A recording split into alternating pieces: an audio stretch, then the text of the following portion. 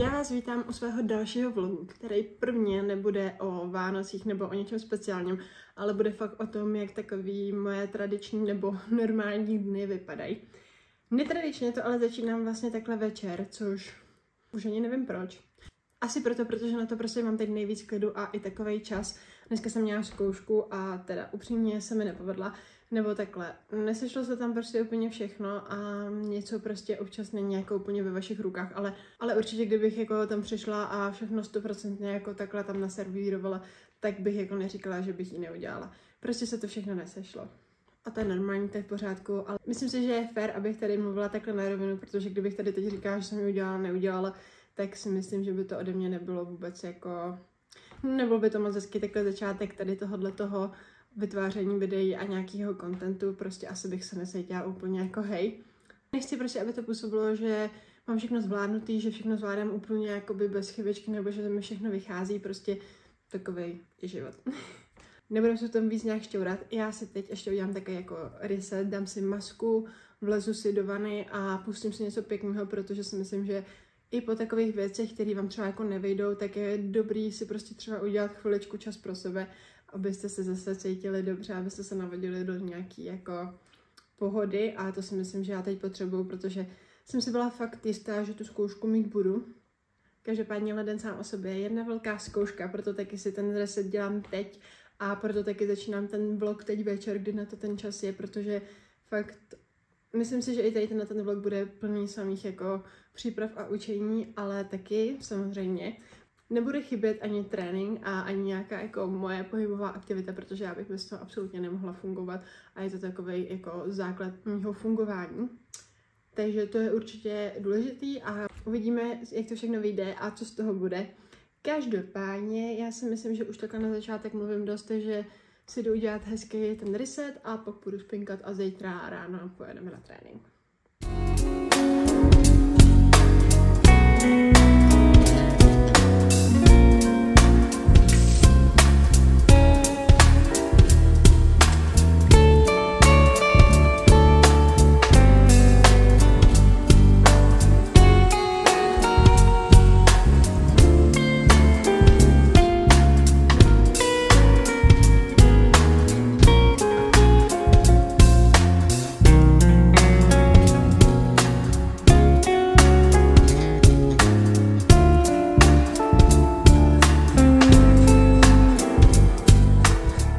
Zaspala jsem.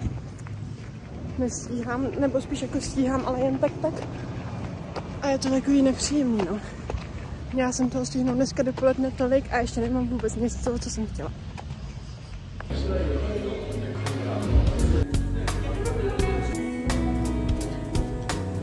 Hezky. Fakt se zastav tam dole.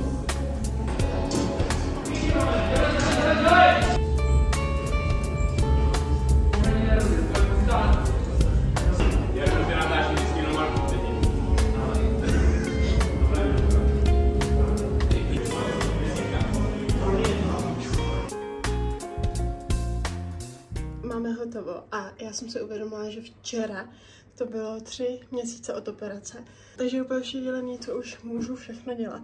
Asi jsem si nemyslela, že se budu cítit takhle dobře 3 měsíce po, ale jsem na to strašně ráda teda. Budu osprchovat, trošku přiladit a musím si jít vyřídit Isaaca a potom půjdu ještě doučovat.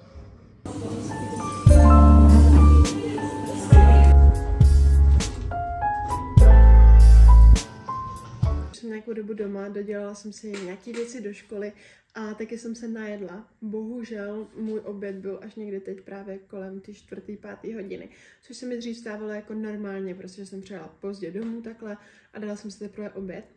Nechci, aby se mi to už takhle stávalo, tady tohle je jedna velká výjimka po hodně dlouhé době a úplně vím proč, protože se potom prostě necítím jako vůbec dobře, ale tím, jak jsem prostě zaspala, tak se to pak nějak všechno jako sypalo, že jsem prostě se nestíhala nikde najíst a tak jako blbě mi to pak prostě vycházelo, no. Svět se takhle jednou nezroutí, takže si z toho jako samozřejmě nic nedělám. Jinak jsem si dělala nějaké věci do školy, protože příští týden mě čekají ještě 2 zápočty, které si potřebuju dopsat a pak je to skoro co týden tak 2 zkoušky. A nezní to úplně dobře, ale já věřím tomu, že to zvládnu. A opravdu bych jako byla ráda, kdyby mi to šlo po té jako lajně, ne, že zase zaspím nebo něco takového, protože to zaspání mi úplně dneska jako nepomohlo. Takže tomu doufám, že se opravdu jako vyvaruju. No, teď si půjdu dělat večeři, udělám si něco dobrýho, nějaký burger a možná se dám do nějaký bagetky. Určitě vám to ukážu. Už jedu najíst, protože už mám fakt velký hlad a keď jsem tady zase dlouho.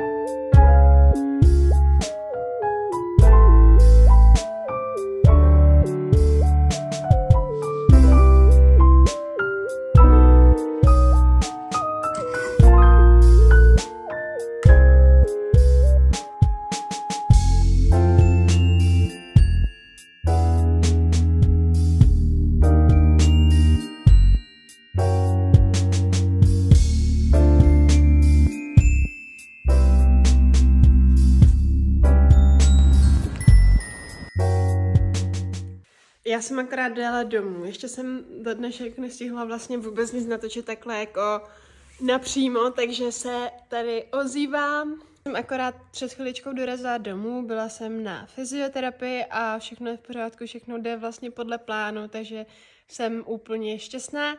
Teď si půjdu dělat něco dobrýho k obědu, něco fakt dobrýho. Že by to vypadalo nějak jako extra prostě fancy, to ne. Ale mám spoustu velký kopec rejže. Tady tohleto jsou fazulky v tamary omáčce. To úplně miluju k lososu. Losos a tady tohleto je stracciatella, což je v podstatě jako vnitřek mozzarelly a citrona lososa. Ale je to jakože top.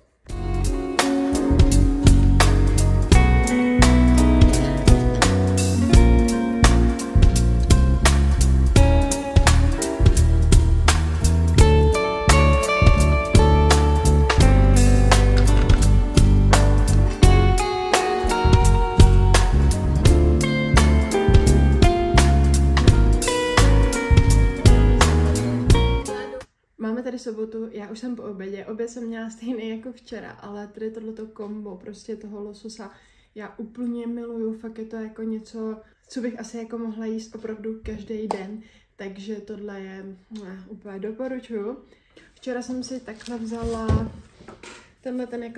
ten prototyp prostě kalendáře, kde si to doplníte podle sebe, všechno jsem to tam jako vyznačila, i jsem si na dnešek jakoby udělala úkoly, co potřebuju z jakého předmětu udělat. Je to úplně super a já už to mám hrozně dlouho, ale prostě není to pro mě něco, co bych jako dokázala využívat na každý měsíc, ale proto jsem ráda, že prostě třeba přijde fakt měsíc a vezmu si to a hezky si to tam prostě jako napíšu. Já to říkám docela často, když prostě mluvím o škole, třeba na TikToku, že všechno dělám radši na papír a je to i jako s tímhletím prostě, nevím proč, ale fakt se mi to dělá líp se mi na to kouká a líp se mi s tím prostě jako pracuje.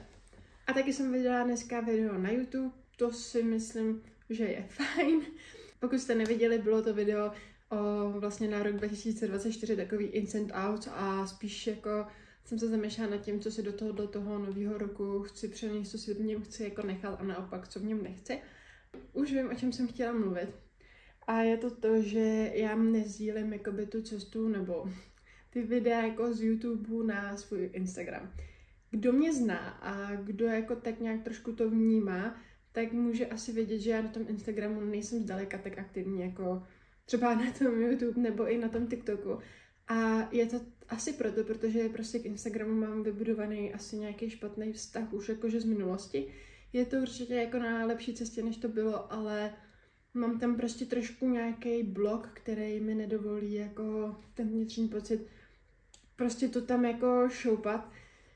A nejde o to, jako, co si kdo o mě myslí, ale prostě jsem si k tomu kvůli jako asi jednomu člověku vybudovala fakt jako špatný vztah.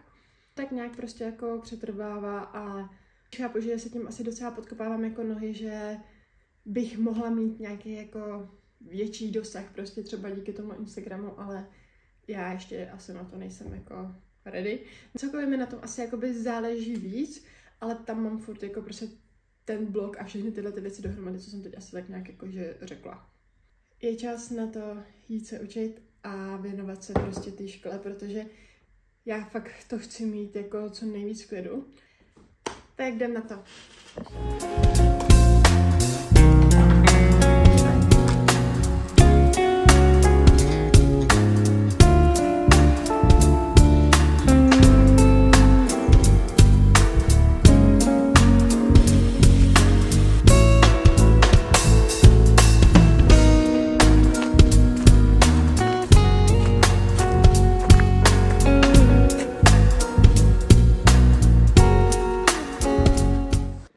Poslední den tohohle vlogu a já se ozývám až takhle na večer, ale nic extra zajímavého se v podstatě jakoby nedělo, jenom prostě zase to učení, ale změnila jsem jednu věc a to, že jsem dneska šla na čerstvý vzduch. Hrozně mi to pomohlo, hrozně mě to tak jakoby probralo, což doporučuji každému, kdo se teď prostě učí dennodenně, ať už prostě celý den nebo část dne, ale ten čerstvý vzduch je fakt úplně takový jakože dobíječ. Mám tady hrozně špatné světlo, tak mi to prosím promiňte.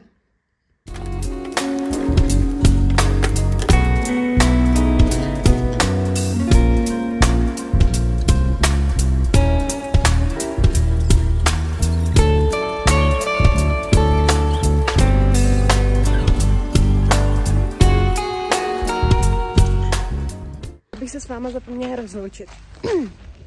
Tohle bylo z mého vlogu všechno, začíná nový týden, tady to pěkně krouže. A tenhle ten bude taky dost náročný. Samozřejmě z něho chci zase něco natočit, protože zítra pojedu do Prahy a budu mít anatomii v podstatě celý 2 dny. Každopádně já doufám, že se vám video líbilo. Budu ráda za jakoukoliv zpětnou vazbu, za jakoukoliv konstruktivní kritiku, protože vím, že se mám v čem zlepšovat a chci se zlepšovat, takže tak. Mějte si krásně, přeju krásný týden a vidíme se u dalšího videa.